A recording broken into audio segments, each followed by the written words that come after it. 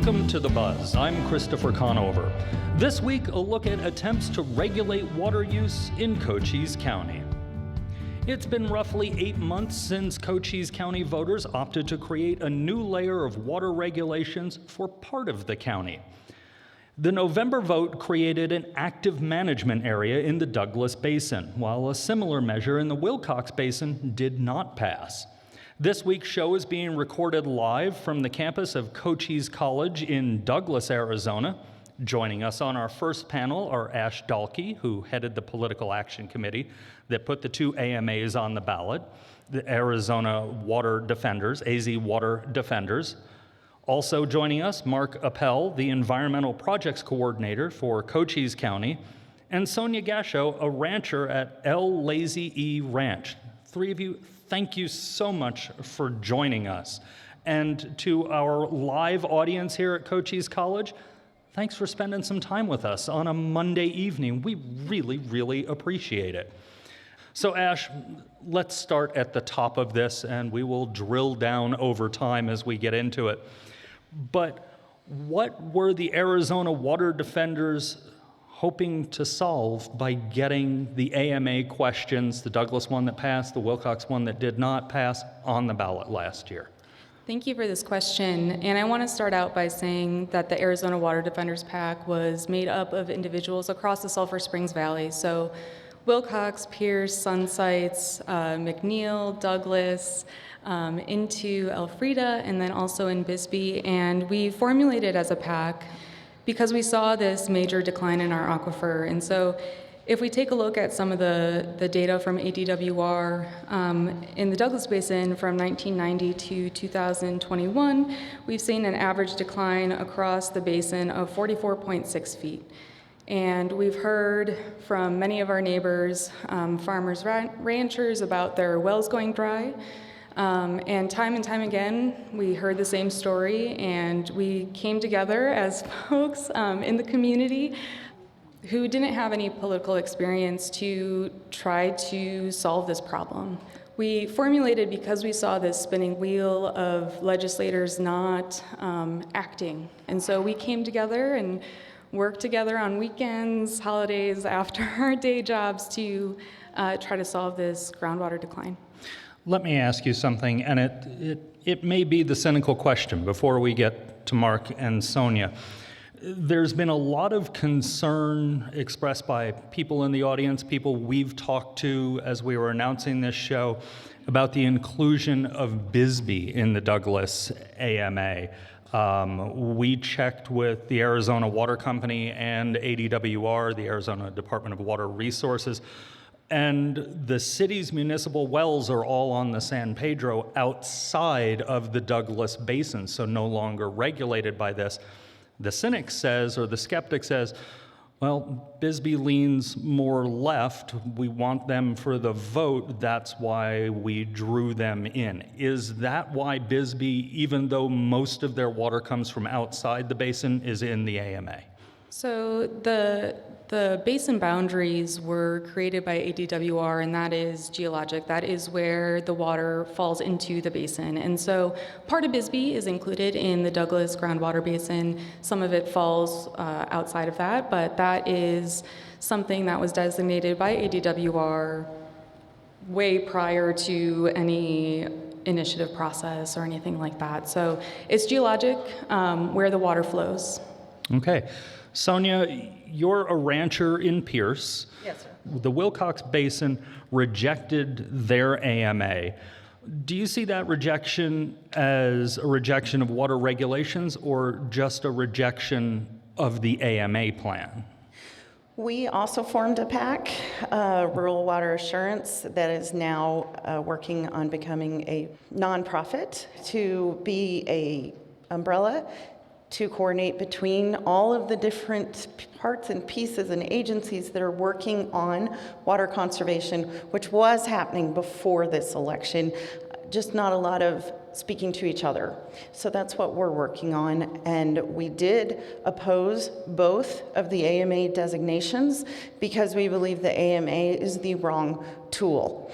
Some regulation may be necessary in the future, but we believe that should be under local control and local groups who bring that to the legislature rather than the other way around. I would also respectfully disagree with Ms. Dahlke. The boundary is not a true watershed boundary.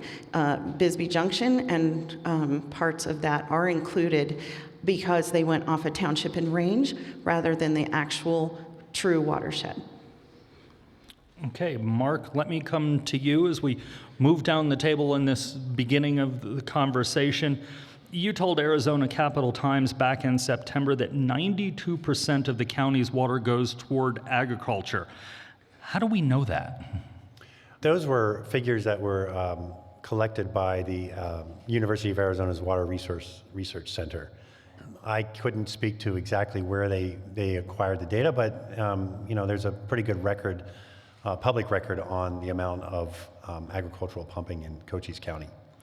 So when it comes to water conservation in the county, since you're with the county, knowing that cuts pretty much anywhere compared to that 92% are going to be, I hate to say it, but I have to, a drop in the bucket. How do you, I know it was bad, how do you deal with that balance?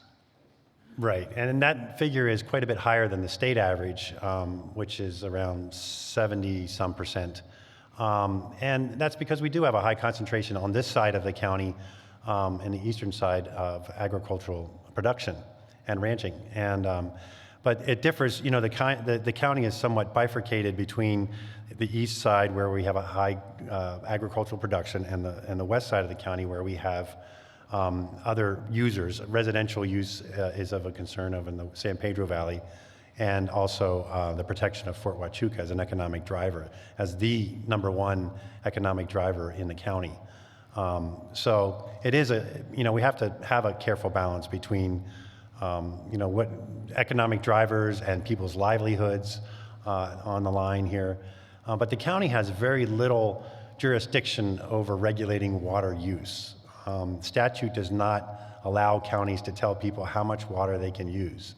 What we have, some of the tools that we have at our disposal, though, really are land use kinds of decisions that are associated with high water uses.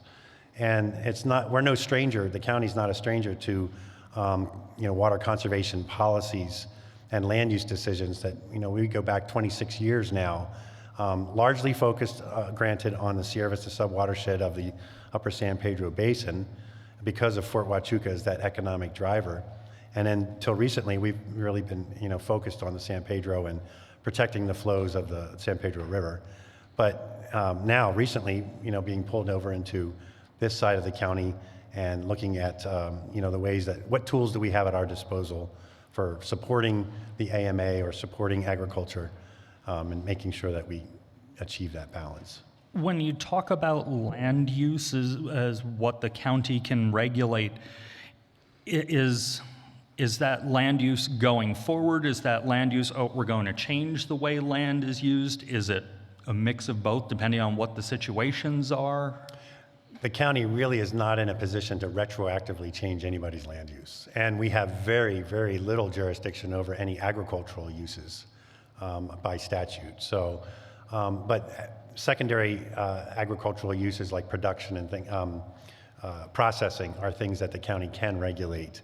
And those kinds of uses generally go through a public hearing process before the Planning and Zoning Commission and Board of Supervisors. So it is really up to the discretion of that commission and the board to decide whether or not any new future land use would have an impact on existing agricultural use, on existing residential uses, existing commercial uses with regard to water, but also traffic and densities and pollution. So this is for any of you who would like to jump in on it. There's a long-time perception in this area that big water users are big out-of-state agribusiness. Zach, our producer, and I did stories in 2016 together that dealt with that perception and found some pretty big out-of-state landowners in ranching and nut farming. So is that perception still earned since we last broadcast some of that in 2016? I think perhaps it's grown since 2016. Riverview, one of the big users in this area, has definitely grown and expanded since 2016 in both the Wilcox and Douglas groundwater basin. And I know that's been a lot of concern for many across the valley.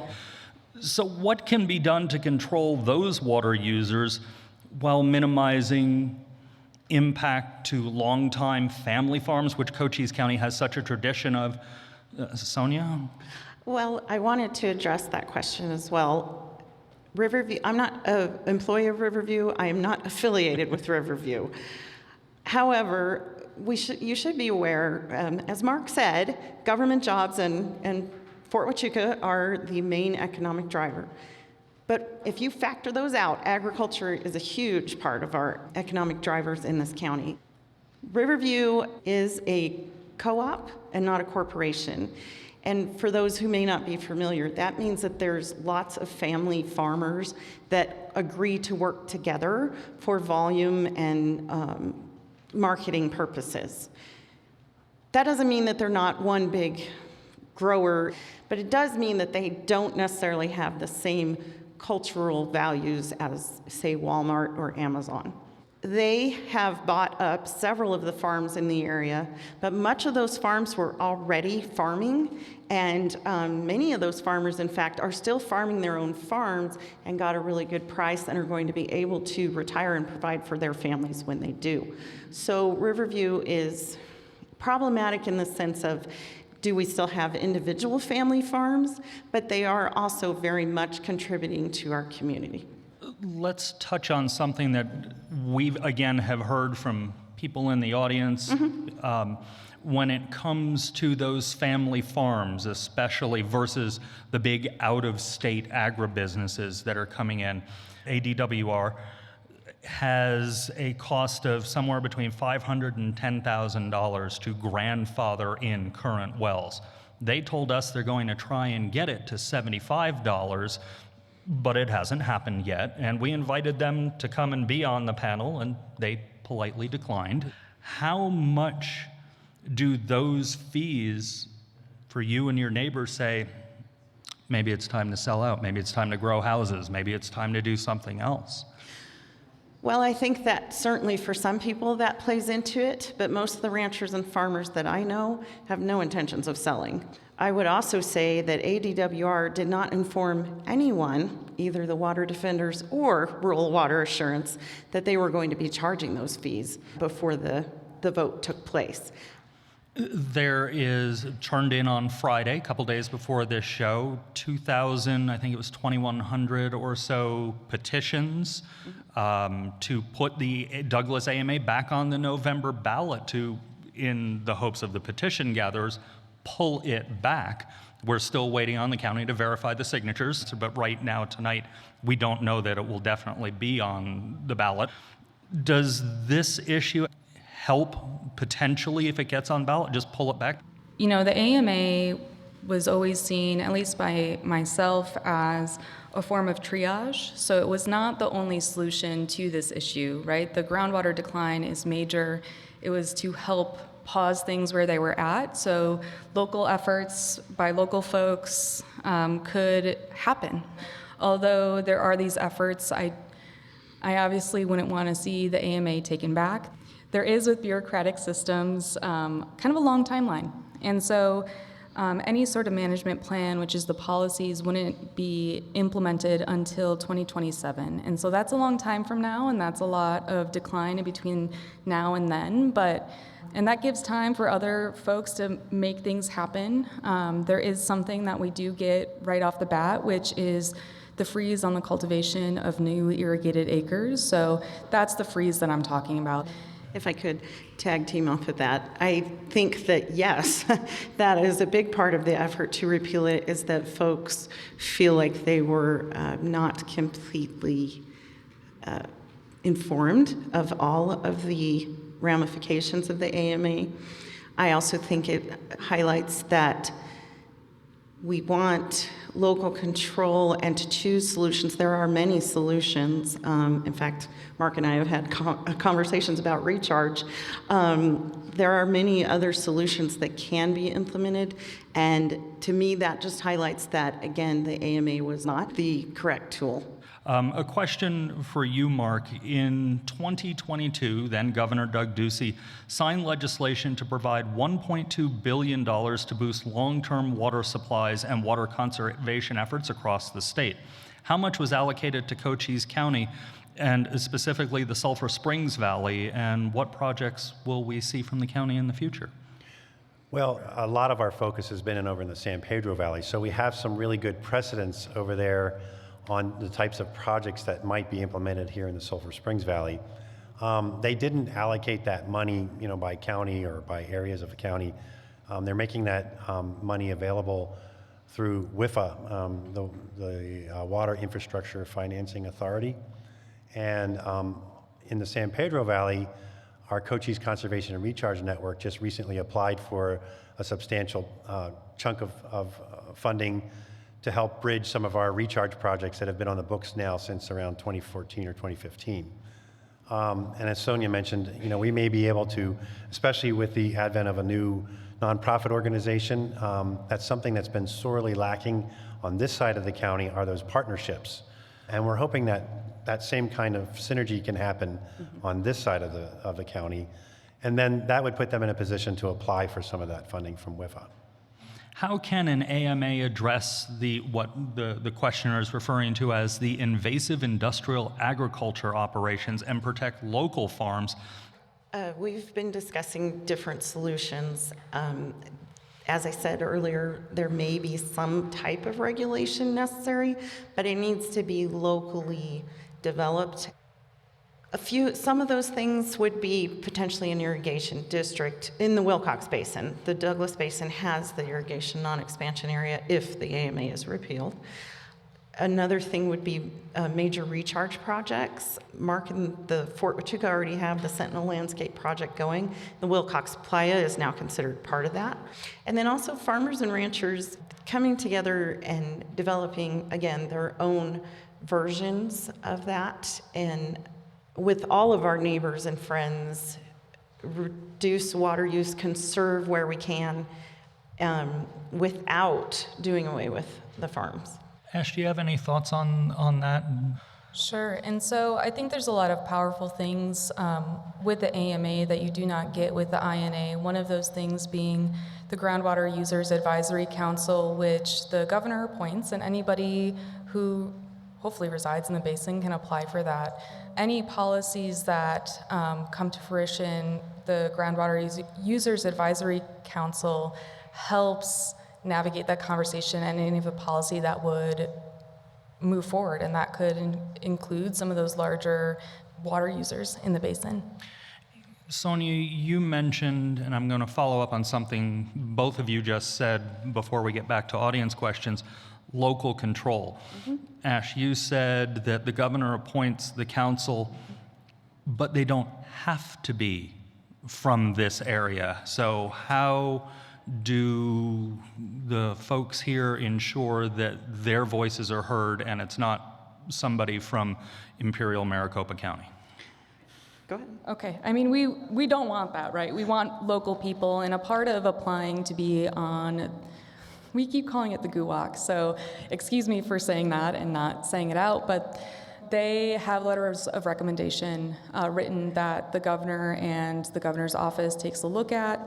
From what I've heard is, if somebody with outside of the basin boundaries, it would be very slim chance for them to be on that council, because the point is to have local folks have their neighbors a part of this conversation. So that's the hope. I mean, through some of the things that we've seen through rulemaking, there's always public feedback to the governor's office saying, hey, why is this person who, lives in Maricopa County up on this? So you're correct that it can be anyone who's appointed by the governor. Yes, you have a application process and letters of recommendation, and anyone who's willing to serve on that right now, please go apply.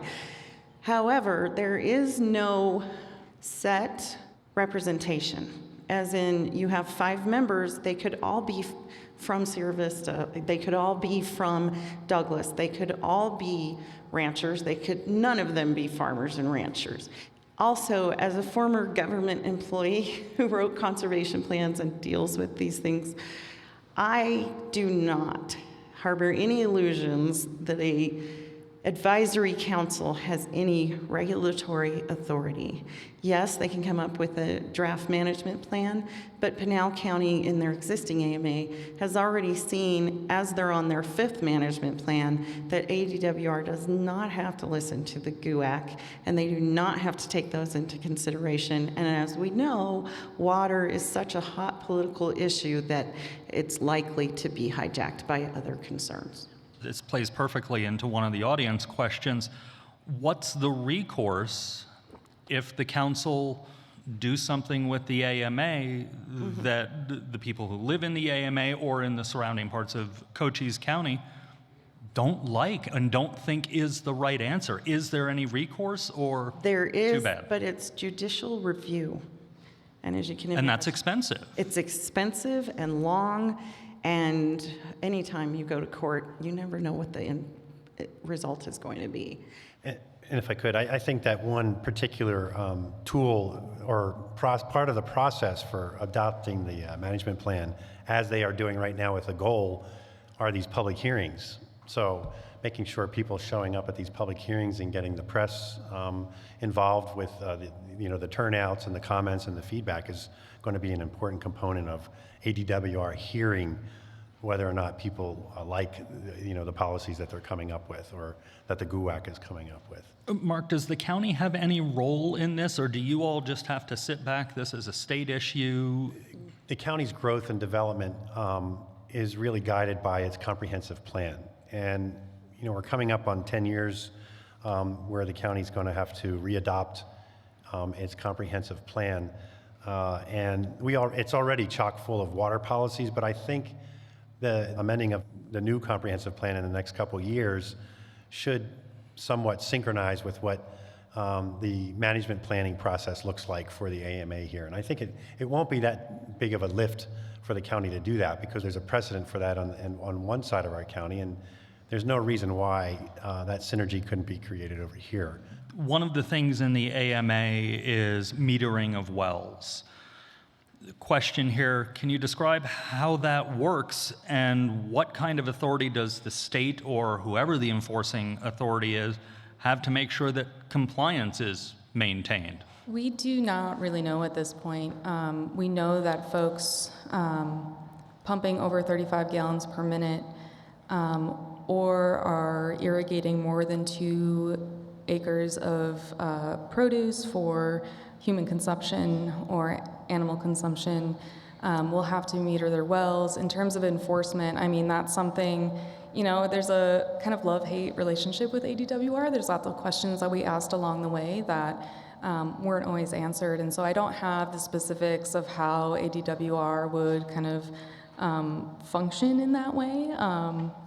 I don't know if anybody else has any answers to that. If so, I'd love to hear them too. But no, we've heard a lot about determining a farm yield and your water duties and how meters would be installed. I know that you have to report, and the question was, do you report like you do now with the INA with just a copy of your utility bill, or will they actually be satellite linked? We don't know. And as far as compliance, that's going to depend on how often it's enforced. From what I do know, I believe the process will be very similar to the INA, so reporting. So folks who are already participating in that, if they're within the boundaries of the INA, then they will go through a similar process that they're already doing. This is actually a question, as we wrap this panel up, that our producer, Zach, and I were talking about as we were coming down. And a former Cochise County supervisor told him years ago when he was working on a water story down here that it really doesn't matter how much water the people of the Douglas Basin can serve, because in Agua Prieta, if they're still using toilets that use 4 or 5 gallons per flush, the basin does not recognize the international border. It goes right on into Mexico, and that then affects the Douglas AMA. So are there any efforts, or the Douglas Basin, whether the AMA survives a vote or not, are there any efforts to work with basin users south of the border, since they're all tied?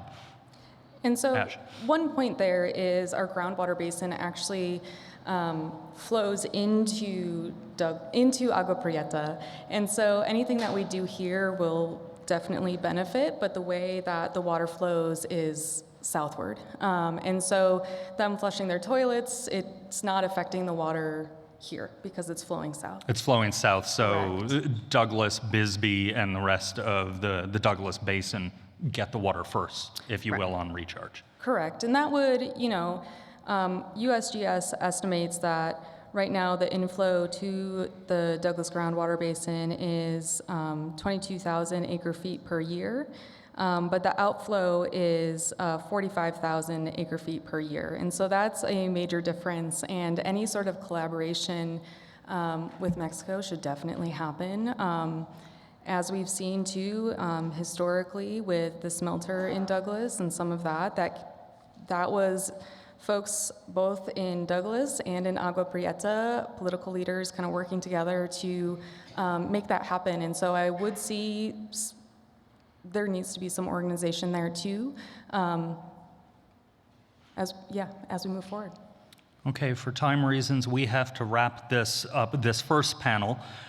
So Mark Appel, Ash Dalkey, and Sonia Gasho, thank you for spending some time with us. Thank you to the audience for your first round of questions. You're listening to The Buzz. After the break, we hear about the direct impacts of water on 2 major industries in Cochise County, so stay with us.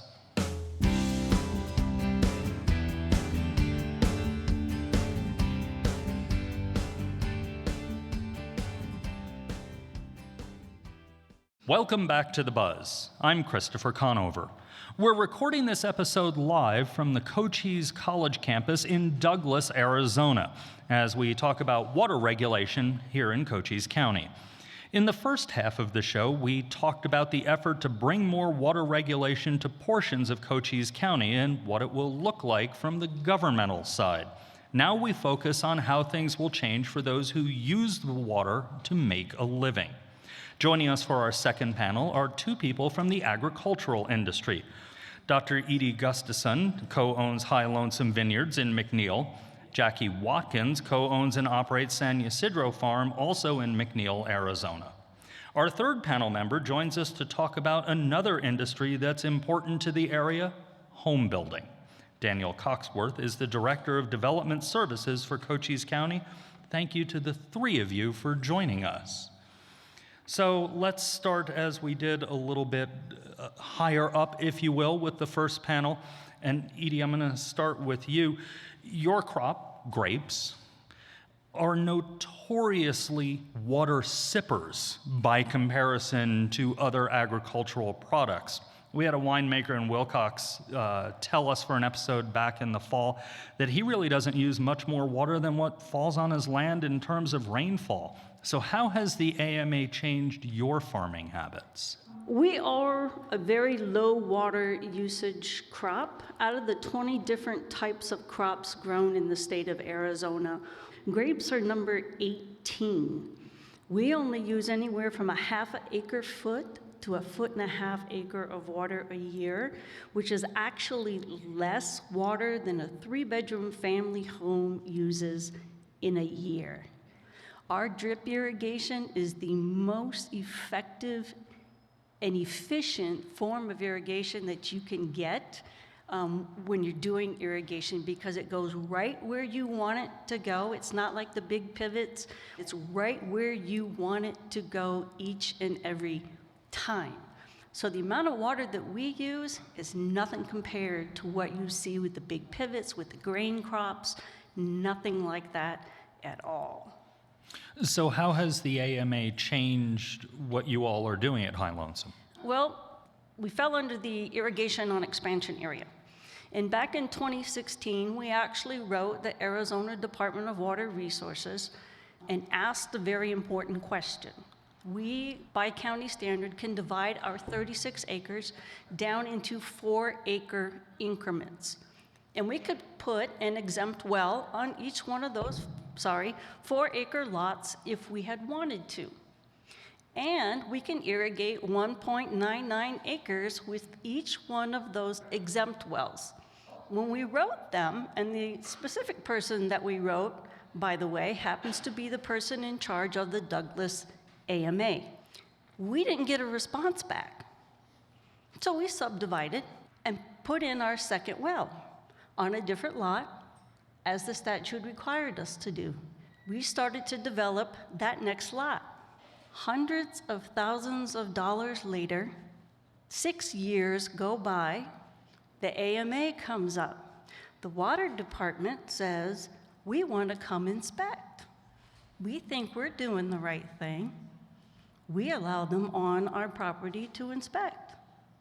They stand there, they do all their measurements. Matter of fact, they took my measurements as the truth, and they were, I'm not gonna lie, stood there and told my husband and I to our face, you're good. Well, 30 days later, and 1 week away from drilling our 3rd exempt well, we got a notice in the mail. We need to cease and desist, rip out 1.3 acres of vines, or face a $10,000 a day fine. That is how this whole thing has affected us. Now, if we have a wildfire out by us, because some of the cattle people out there can't fill their dirt tanks with water because they can no longer use those wells, the wildfire is just gonna burn like crazy because the wildfires no longer have a dipping station to get the water to fight the wildfires. So that is how this has affected my vineyard alone, not to mention how it's going to affect the entire wine industry across the entire state. 80% of the wine grapes in Arizona are grown right here in Cochise County. Jackie, let me jump to you. You all on San Ysidro Farms, you have alfalfa, which is a thirsty crop, but you also have livestock and a number of other things. How has the AMA changed what you all are doing? So far, it hasn't changed anything. We have pecan trees, we grow hay for the dairy industry and the horses industry for livestock, and then we also do beef and lamb. But the rules haven't been implemented yet. You know, there's not the goal, that's not been set. So the AMA hasn't changed us. Every farmer I've ever talked to over decades of this career is always looking ahead, what's next, because farming's hard work. Do you have concerns that once the rules come in, you all could be in trouble, or fingers crossed everything's going to work out okay for you? We expect that the water that we'll be able to irrigate, the acre feet per acre, will decrease over time. I mean, the fact is the groundwater level is depleting. I'd like to think that my grandchildren, my great-grandchildren will still be able to farm. In 20 years, we can't still be farming like we are today. We have to use less water. And there was a group of us farmers that got together when the AMA was started in January to send comments in about the anticipated goal at that time. So we do know that we're going to have to decrease acre feet. It's just how much acre feet can we afford to do with the crops we're currently growing. There's a lot of people that want us to grow different crops that use less water. Most farmers would do that if we can, if it's economically viable. To be sustainable, you first have to be economically viable. And to grow those crops, can we grow them, and is there a market that we can send those crops to? There is a market for what we're growing today. Dan, let me turn to you for a minute. We'll come out of agriculture for a second. Your office has a pulse on new home building in the county. Have things changed, and do we know what will happen when it comes not only to home building, but just general expansion potentially as the AMA goes further into effect, assuming it doesn't go on the ballot and get pulled back? For the most part, residential development in the county has been fairly steady. We primarily see development on our larger parcels of land, particularly in the Douglas area. I've been with the county in this position 5 years, and we have not processed one subdivision plat, which is typically where you see the density. Our expectation is as the growth corridor from Tucson and Vail will reach the Benson area, that's where we see where residential development will pick up. We do assist the city of Benson with their plan review, and it's fairly steady up there as well. They have a lot of platted subdivisions up there already, lots just sitting there waiting to be developed, and they're being bought by national home builders. So for the most part, steady, probably has slowed down a little bit. We thought it would slow down a lot more with climbing interest rates, but the availability of water has yet really to affect any type of residential development that we're seeing, although we do hear some pretty bad stories up in the Wilcox area of residential wells going dry. And Wilcox and Benson are not part of the Douglas Basin, so whatever happens with the Douglas AMA will not affect it. I want to start with a clip from a recent speech by State Attorney General Chris Mays talking about the AMA. And Sean, for you, just in the back, this is clip 2.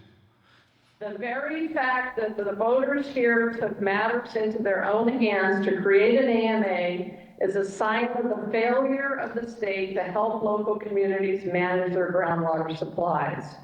So when you hear the Attorney General say that, what do the three of you think about that comment as she was talking about the AMA? I think there's a lot of misunderstanding about what goes on down here from the folks up in Phoenix. Farmers and ranchers are some of the best stewards of water conservation, the local farmers and ranchers. I get what the Arizona Water Defenders was trying to do, but calling the AMA a triage. When I was in the military, I retired after 20 years. We have a saying, you don't put a Band-Aid on a sucking chest wound. And that's kind of what this AMA has done. There are second, third, and fourth order of consequences for it. Our county is primarily agriculture, and that is how we have survived in this county. And nowhere in the proposed management goal is agriculture even mentioned. They want to attempt to try to maintain. Well, what's in the word attempt? And they have the word communities in there. What communities are we talking about? Are we talking about just the cities, the urban areas, or the rural areas, the agricultural areas? It's not all inclusive.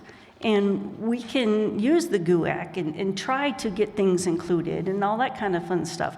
But, you know, like Sonia Gasho pointed out, it may not be people from here. It might be people in Sierra Vista or people from Phoenix or wherever.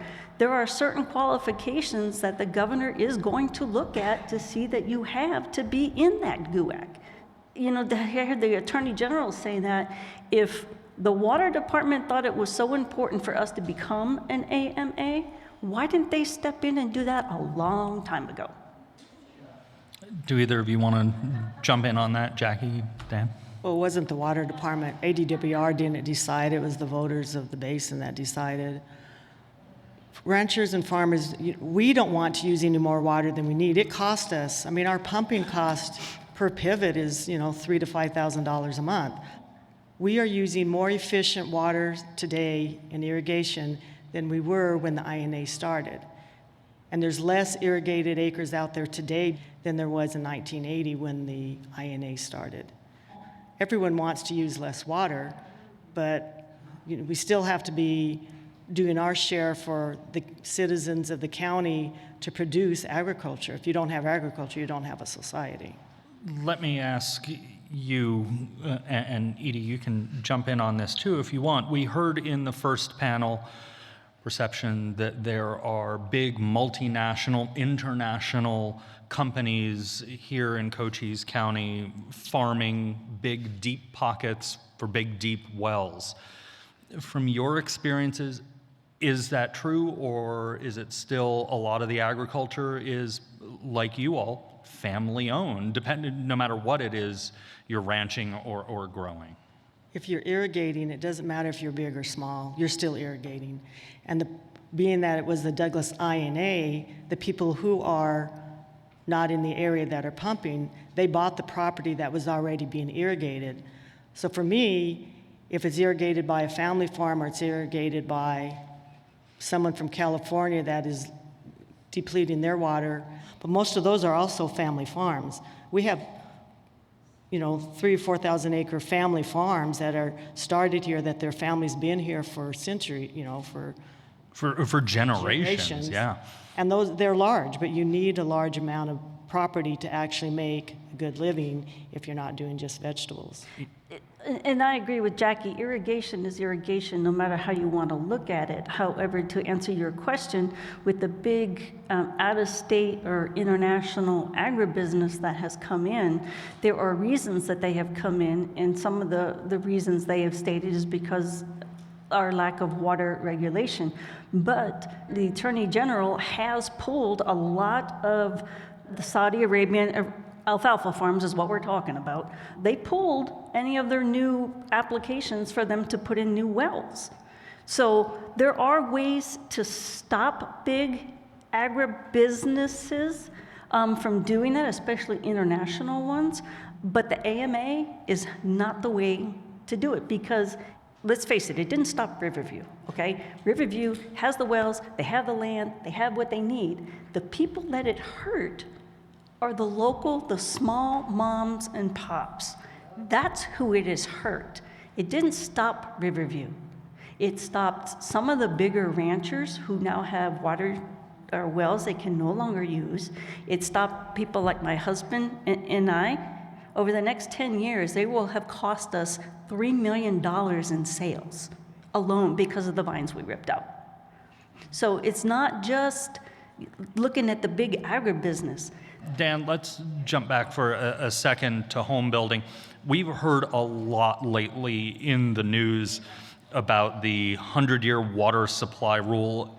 Do county offices have to deal with that here, or does that information come from above, especially up in Benson? Again, out of the AMA, but it's all part of the county.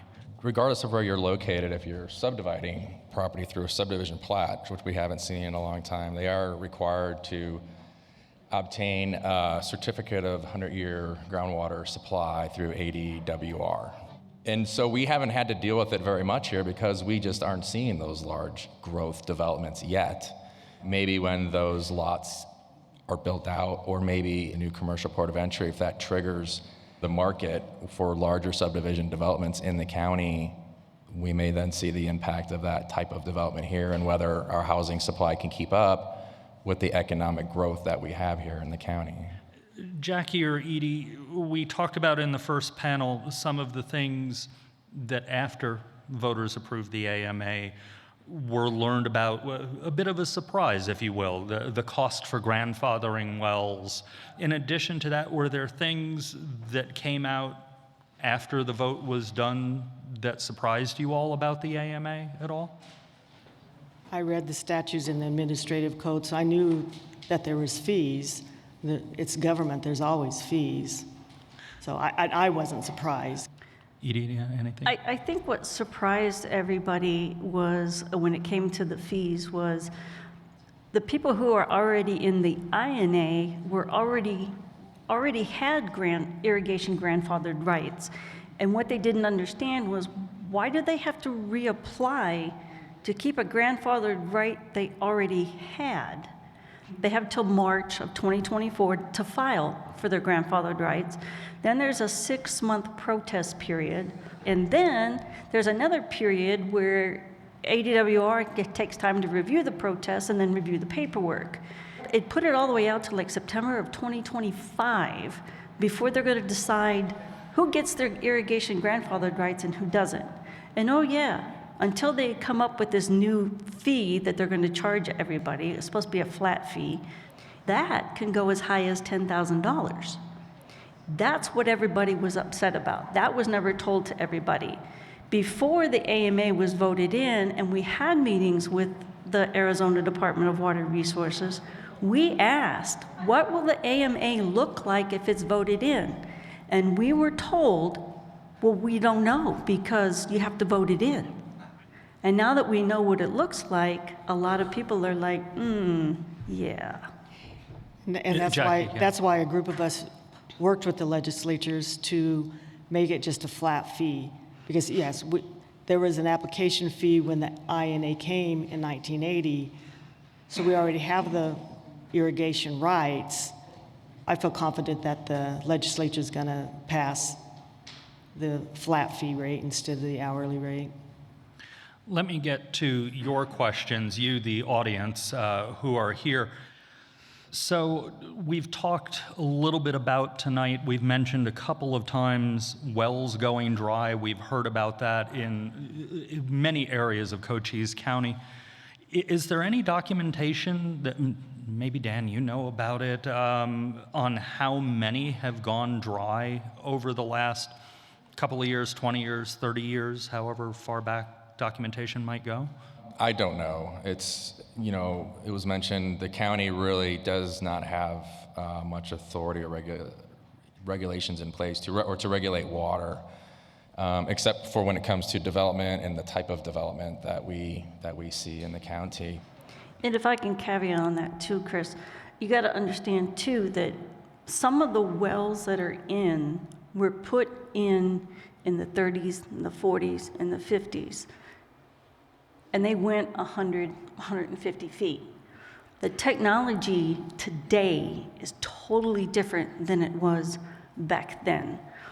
So wells have to be maintained. Pumps have to be maintained.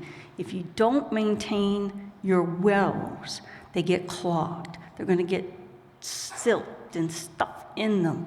So some of that is the problem. There have been cases of where people have had their wells go dry, so to speak, or going dry, and people down the road have cleaned up and maintained their pumps, and all of a sudden, all the water's back. So, and ADWR has been challenged time and time again and asked in the meetings, where are you getting your data where all these wells, where the water is dropping? And they say, oh, well, here and there and there and there. And people stand up and say, not my well. My well, the water went up 2 feet. The stuff, ADWR does not post on there whose wells have gone dry. They've been asked in the meetings. Let me ask something. Go ahead, Jackie, yes. You can go online and you can click on every well that's in the AMA, and it will show you what the water level is. I mean, our irrigation, we have dropped a foot a year for the last 20 years. So let me ask the two of you, because you've talked about wells and things like that, and for those of us who are not in agriculture or who are not on wells or on municipal water, we don't know much about digging wells. What does it cost, ballpark, to dig a well? Homeowner's well or exempt well is $30,000 to $50,000. Typically, if you're going 300 to 400 feet, an irrigation well is $250,000 up. So not a cheap endeavor by any means. Correct, not at all. And with the price of steel having gone up, we've seen it go from $20, $25 a foot for the steel casing to $55, $60 a foot for the steel casing. Our third well that we were going to put in was going to be at 600 feet times $55 a foot is astronomical. So what we don't understand as for us is why people on municipal water all of a sudden, and I know it's a part of the statute, but all of a sudden got a say over my $35,000 well that I got to put in, that I paid for. Question from the audience: if local control is a desirable option, why are wells going dry or having to be deepened when people have been in control until this point? Don't they need some guidance, shall we say?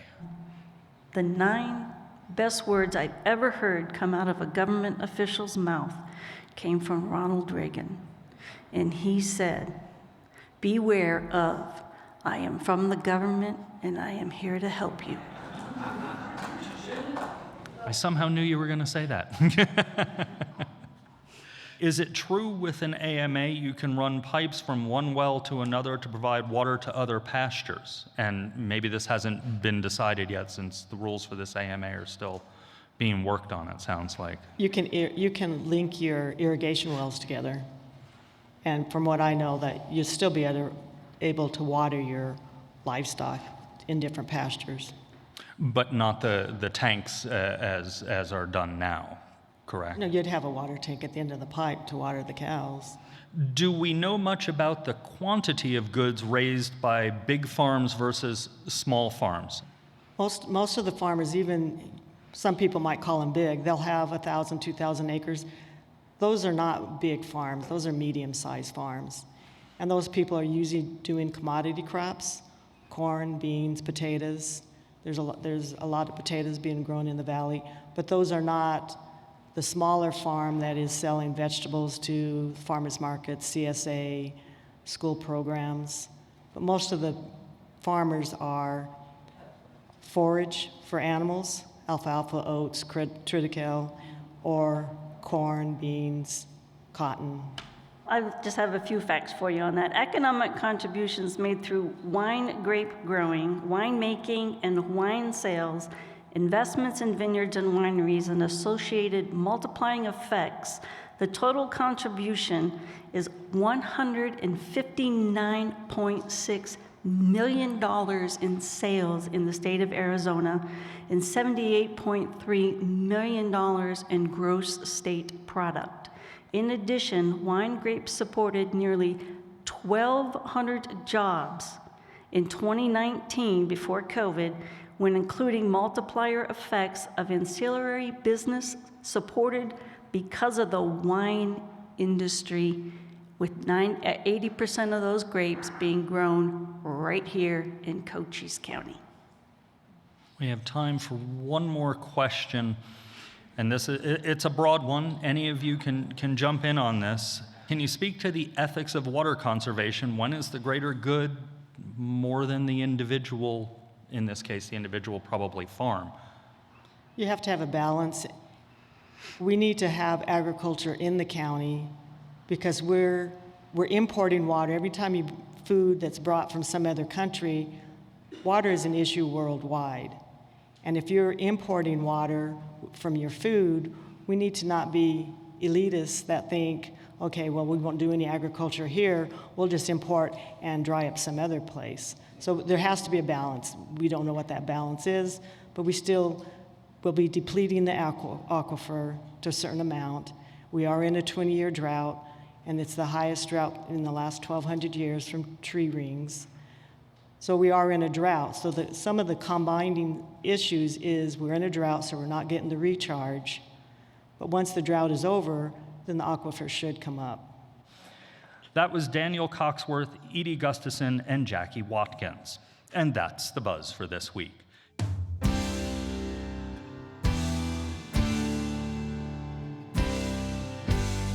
You can find all our episodes online at azpm.org and subscribe to our show wherever you get your podcast. Just search for The Buzz Arizona. We're also on the NPR app. Thanks to our audience tonight for attending our live recording and to the staff of Cochise College for their help. Zach Ziegler is our producer with production help this week from Summer Hom and Desiree Tucker. The AZPM live event staff for this show includes Sean Teague, Timna Gershon, Greg Gutierrez, Bob Lindberg, Nate Huffman, Dara Sam Cantor, Aiden Wall, Ahmad Lomax, and Gary Bell. Thank you to all of you all for getting this put on live for us. Our music is by Enter the Haggis. I'm Christopher Conover. Thanks for listening. Arizona Public Media's original programming is made possible in part by the Community Service Grant from the Corporation for Public Broadcasting.